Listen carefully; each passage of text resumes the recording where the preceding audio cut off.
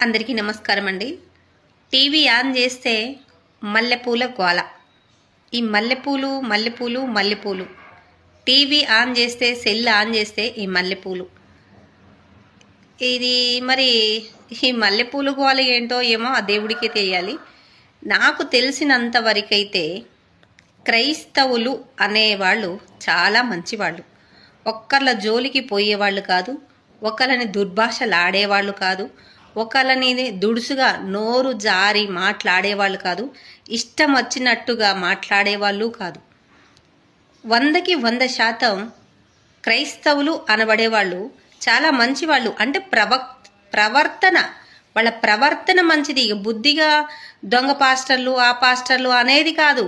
క్రైస్తవులు అంటే వాళ్ళు చాలా వరకు చాలా మంచిగానే ఉంటారు, నాకు తెలిసినంత వరకైతే.